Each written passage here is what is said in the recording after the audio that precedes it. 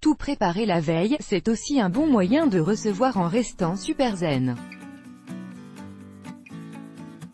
Le dîner que l'on a anticipé est parfait si l'enjeu est stressant, on reçoit belle maman, toute la famille ou Big Boss.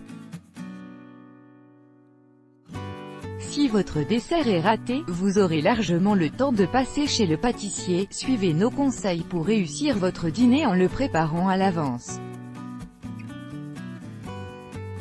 En cuisinant la veille, c'est tout simple de mettre les petits plats dans les grands. Il suffit de bien choisir vos recettes, et vous pourrez vous permettre d'arriver juste une demi-heure avant vos invités, le temps de faire réchauffer le repas et de dresser la table. Voici un menu complet à préparer la veille, de l'apéritif au dessert. Mettez déjà en place, sur un plateau, de jolis ramequins, un bol pour les glaçons et quelques serviettes en papier. Grignoteur, préparez un mélange fromage blanc ou ricotta herbe, basilic, menthe, cerfeuil, poivre pourri, plongé bâtonné de concombre et de carottes réservé dans une boîte hermétiquement close. Une touche de moutarde ou de curry peut aussi faire l'affaire dans votre dip. Lavez et séchez des tomates cerises et disposez-les dans le bol de service, il n'y aura plus qu'à les poser sur la table. Autre recette à préparer à l'avance pour l'apéritif, un houmous maison de rillettes de thon pour des cocktails faciles. Préparez la base sans alcool avec * jus de tomate, sel de céleri déjà mélangé à même la bouteille pour un easy Bloody Mary * lait de coco, jus d'ananas dans une carafe au frais, et par ici la pina colada, apéritif dînatoire à préparer à l'avance, et facile à préparer la veille, enchoyade, tapenade noire, amuse-bouche au pruneau à passer au four à la dernière minute, à éviter sortir à l'avance les cacahuètes. Se reposant, les saveurs se décuplent et les plats en ressortent encore plus parfumés. Voici quelques idées d'entrées raffinées à préparer la veille. Autant mettre à profit la préparation à l'avance pour choisir des plats qui gagnent en goût avec le temps. Les poissons marineurs comme le ceviche sont tout indiqués, ainsi que les soupes froides, telles celles à l'avocat et au saumon. Si vous préférez les saveurs plus traditionnelles, optez pour une soupe à servir chaude, qu'elle soit de tomates ou de potiron, il vous suffira de la réchauffer.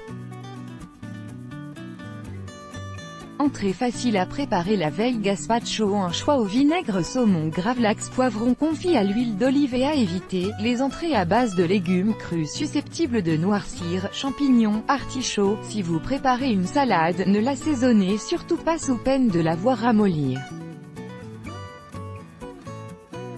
Préparez plutôt une vinaigrette dans un bol et laissez vos convives se servir.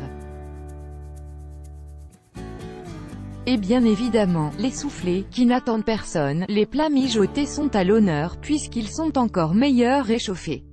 Deux cartes à jouer, le très classique ou le très exotique. En effet, en choisissant des viandes à cuisson longue, le résultat sera toujours délicieux, et en plus économique, ces morceaux étant moins chers. Il ne restera qu'à réchauffer le plat le lendemain. Privilégiez les morceaux qui ne se défont pas à la cuisson, filets mignons de porc, épaules d'agneau, macreuses de bœuf. C'est le moment de ressortir votre cocotte en fonte. Pensez aussi aux mijotés qui seront encore meilleurs dégraissés, comme le pot-au-feu et le curry d'agneau.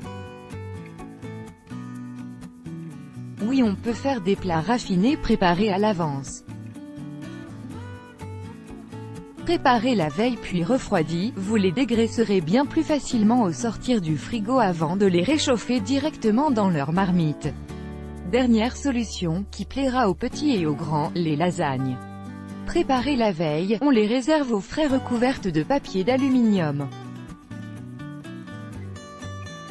En arrivant, vous les saupoudrez de fromage râpé et vous glissez au four préchauffé.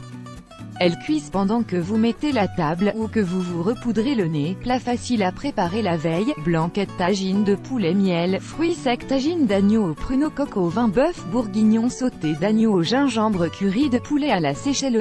À éviter le poisson qui doivent cuire peu et au moment de les servir pour être savoureux et non pas desséchés. Les plats contenant des pommes de terre, qui se désagrègent et prennent un mauvais goût une fois réchauffés. Stop cuire vos plats la veille, sous peine de les voir réduits en bouillie lorsque vous les réchaufferez. Côté dessert à faire la veille, vous aurez l'embarras du choix, et dans le genre bonne nouvelle, sachez que la plupart des gâteaux au chocolat sont encore meilleurs le lendemain, voire le surlendemain de leur fabrication. Les cakes et les pains d'épices, bien emballés dans du film étirable, gardent tout leur moelleux. Pour finir sur une note légère, pensez aux charlottes et aux mousses, qui nécessitent un passage au frais assez long pour être bien fermes.